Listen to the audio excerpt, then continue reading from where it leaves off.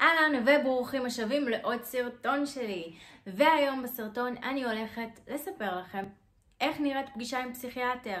אז אם חשבתם ללכת להיפגש עם פסיכיאטר ואתם לא יודעים איך לקבוע את התור, איך נראית הפגישה, מה צריך להכין, אז על זה אני הולכת לדבר בסרטון הזה. בואו נעשה פתיח קצר ונתחיל.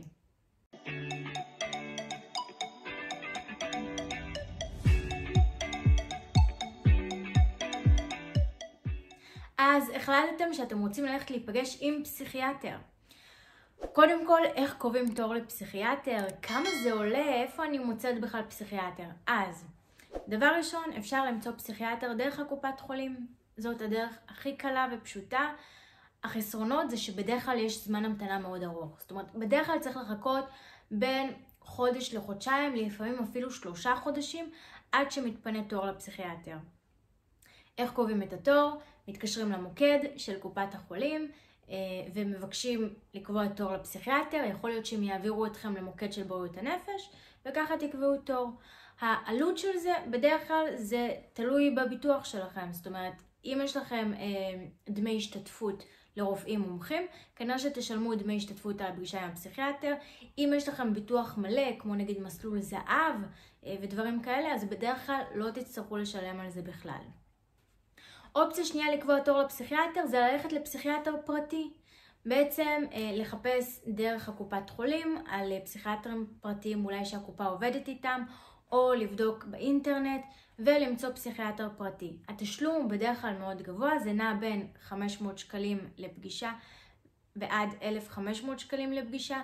בדרך כלל הפגישה הראשונה עולה יותר, כי גם בדרך כלל היא יותר ארוכה, היא בערך בין שעה ורבע לשעה וחצי פגישה. ואם זה פסיכיאטר פרטי, אז יש 2 אופציות פה. אופציה אחת זה שזה פסיכיאטר פרטי והתשלום הוא מלא והוא לא עובד עם הקופת חולים שלכם ועם הכיסוי הביטוחי שלכם ואתם משלמים לו ישירות וזהו.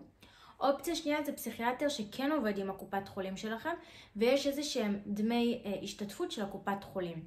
ואז אתם לא משלמים מחיר מלא, או לרוב אתם כן משלמים את המחיר מלא לפסיכיאטר עצמו, אתם שומרים את הקבלה וניגשים עם הקבלה לקופת חולים ומקבלים איזשהו החזר.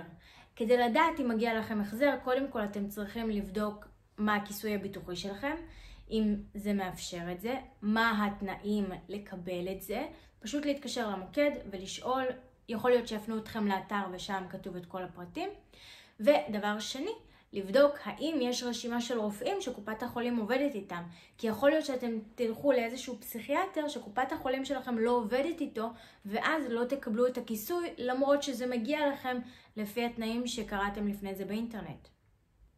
אז אחרי שכבר קבעתם תור לפסיכיאטר ואתם הולכים להיפגש איתו, אז מה צריך להכין? קודם כל, תכינו את כל השאלות שלכם. על הכדורים, על המצב שלכם, על האבחון, את כל הפחדים שלכם. בדרך כלל הרבה אנשים שמגיעים אליי תמיד חוששים, מה אם יש לי סכיזופרניה, או מה אם דיפרסיה, מה אם השתגעתי, מה אם אני חולה נפש עכשיו, מה אם יאשפזו אותי בכפייה. אין בעיה, יש לכם את החששות האלה? תביאו אותם לפגישה עם הפסיכיאטר, תכתבו לכם את כל השאלות, בלי להתבייש. בסוף הפגישה, או באיזשהו שלב, אפילו בהתחלה, תגידו לפסיכיאטר, יש לי כמה שאלות, אני אשמח לשאול אותך אם זה בסדר. רוב הפסיכיאטרים כנראה יגידו שכן, אין סיבה שיגידו שלא, ותשאלו את כל השאלות שלכם, תעלו את כל הפחדים, כל החששות, ותשמעו מה יש לפסיכיאטר להגיד. אז איך נראית הפגישה עם הפסיכיאטר? קודם כל, פגישה ראשונה תהיה כנראה בין שעה ורבע לשעה וחצי, היא תהיה ארוכה יותר מהרגיל. הפגישות אחרי זה כנראה יהיו בין חצי שעה לשעה. בפגישה הראשונה בדרך כלל הפסיכיאטר ישאל אתכם המון שאלות על המצב המשפחתי שלכם, על הילדות שלכם, על טראומות שאולי חוויתם, על מה קורה אצלכם בחיים עכשיו, ואת כל הדברים האלה בדרך כלל הוא יכתוב או יקליט במחשב, כדי שהוא יוכל לזכור את זה להמשך הטיפול שלכם, כדי שכאשר תגיעו אליו למפגש הבא, אז הוא יוכל להסתכל בתיק שלכם ולראות על מה דיברתם, מה עבדתם, מי אתם, מה אתם, ולהיזכר בעצם בסיפור שלכם. אז מה התפקיד של הפסיכיאטר? הפסיכיאטר קודם כל יבחן אתכם, ינסה להבין מה קורה, מה המצב, מה אתם סובלים. הוא ינסה לתת איזושהי הגדרה, אפילו לא לתת לכם, יש פסיכיאטרים שלא יגידו לכם מה ההגדרה, אלא ישמרו את זה לעצמם במערכת, כדי שהם ידעו איך להתייחס אליכם. האם אתם סובלים מהפרעת חרדה? האם אתם סובלים מדיכאון? האם אתם סובלים ממצב דיסוציאטיבי? האם מדובר ב-OCD? האם מדובר בסכיזופרניה, במאניה דיפרסיה? ומשם הוא יוכל להתאים לכם את הטיפול הנכון ביותר עבורכם. לרוב הטיפול שפסיכיאטר נותן הוא טיפול תרופתי, הוא טיפול בכדורים. זה ההכשרה של פסיכיאטר. פסיכיאטר הוא בעצם רופא של הנפש, הוא מטפל דרך כדורים ולא דרך שיחות.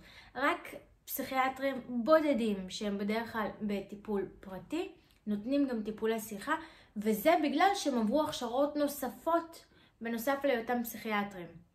ההכשרה של הפסיכיאטר בלבד זה לא הכשרה של טיפולי שיחה, אלא זה הכשרה של אבחון ומתן תרופתי, מתן טיפול תרופתי. אז מתי כדאי ללכת לפסיכיאטר? אם אתם רוצים לקבל אבחון מקצועי למצב שלכם, אם אתם לא יודעים ממה אתם סובלים ואתם רוצים שבעל מקצוע יאבחן אתכם, אז גשו לפסיכיאטר, כי זה מה שהפסיכיאטר עושה. הוא יאבחן אתכם ויראה בעצם ממה אתם סובלים, יאבחן ממה אתם סובלים, והוא גם יתאים לכם טיפול תרופתי. את הטיפול התרופתי אתם לא חייבים לקחת, אף אחד לא הולך להכריח אתכם לקחת כדורים. אתם יכולים להתייעץ עם הפסיכיאטר, לשמוע את חוות דעתו, סביר להניח שהוא ימליץ על כדורים. אתם יכולים לשתף אותו בחששות שלכם, ברצונות שלכם, ובמידה ואתם לא מעוניינים בכדורים, אז כמובן לשתף אותו בזה ולשמוע מה יש לו להגיד. הוא לא יכול להכריח אתכם לקחת כדורים, הוא יכול לייעץ לכם לקחת כדורים. עוד דבר שחשוב לי לחלוק איתכם, זה שהרבה מאוד מהאנשים שמגיעים אליי, בדרך כלל תמיד החשש הוא שהם ישתגעו.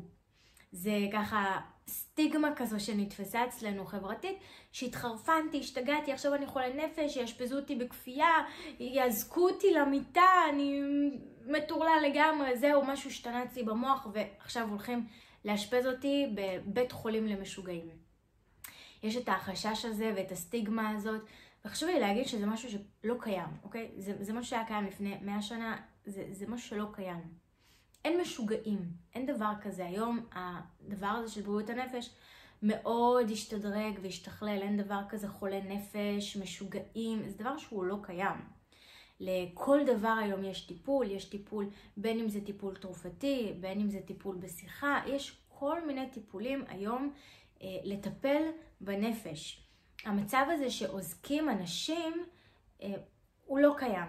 היום כדי לעזוק בן אדם בבית חולים למשוגעים ולעשות אשפוז בכפייה, זה קורה במצבים שהאדם מסוכן לעצמו או מסוכן לחברה. זאת אומרת שאם יש חשד סביר שהאדם הזה יכול לפגוע באנשים, או אם האדם הזה פגע באנשים, או אם האדם הזה פגע בעצמו, או יש חשד סביר שהוא יפגע בעצמו, אז עושים אשפוז בכפייה. זאת אומרת שמאושפז בבית חולים לבריאות הנפש, לא עוזקים בכפייה, זה לא כאילו כותנות לבנות וכל הטירוף הזה שאנחנו מכירים מסרטים וכמו כן הקוקייה ולא את כל הדברים האלה. זה לא. חבר'ה, זה לא נראה ככה במציאות. זה בית חולים לבריאות הנפש, זה משהו הרבה יותר רגוע ושלב ונעים, והמטרה היא לגרום לבן אדם להרגיש הרבה יותר בנוח ולהרגיש הרבה יותר טוב ולתת לנפש שלו להירגע, אוקיי? לא לתת לנפש שלו להילחץ. אז מה שאתם רואים בהוליווד, נשאר בהוליווד. אז הפואנטה שלי להגיד לכם את זה, זה כדי שאם אתם חוששים שהשתגעתם, שהתחרפנתם, שעכשיו מה שיש לכם זה חסר מרפא ואתם תישארו ככה כל החיים וישפזו אתכם בכפייה ועניינים שתפו את זה עם הפסיכיאטר. תביאו את הפחדים האלה, את השאלות האלה לפסיכיאטר. למה? כדי שתבינו כמה החששות והפחדים האלה הם חסרי פרופורציה. כמה הם מנותקים מהמציאות. כמה הם לא אמיתיים. כי אנשים שאולי קושרים להם את הידיים, וגם זה משהו שקשרו אולי בעבר, זה בדרך כלל אנשים שיכולים לפגוע בעצמם או באחרים. להכות בעצמם או באחרים. ואז יקשרו להם את הידיים כל עוד הם מסוכנים. וברגע שהם יירגעו ויראו שהם לא הולכים לפגוע לא בעצמם ולא באחרים בעזרת הידיים או הרגליים שלהם, אז משחררים את הקשירה. כי אין שום אינטרס לקשור אף אחד. מטרה לקשור אנשים זה כדי להגן עליהם. אז בואו נמחק את כל החששות האלה, כל הסטיגמות האלה מהסרטים של הוליווד, שראינו התפוז המכני, כל הדברים האלה, כל הטרלול הזה, זה דברים שנמצאים בסרטים. בסדר, בסרטים, בואו, במטריקס הוא מרחף ולא יודעת מה. אין את זה במציאות, אוקיי? בואו להפריד בין הסרט לבין החיים האמיתיים. עוד שאלות שאתם יכולים להגיע איתם לפסיכיאטר, זה כמו אם הוא מייעץ לכם על הכדורים, אז למה לקחת כדורים? מתי אני יכול להפסיק עם הכדורים? איך אני מפסיק עם הכדורים? האם זה ממכר? אם שכחתי כדור, מה כדאי לעשות? ואני בטוחה שיש לכם עוד המון שאלות שעולות לכם לראש. תכתבו אותן. אל תסמכו על זה שאתם תזכרו אותם ברגע האמת, כי אתם לא. אתם לא, אף אחד לא זוכר את זה ברגע האמת.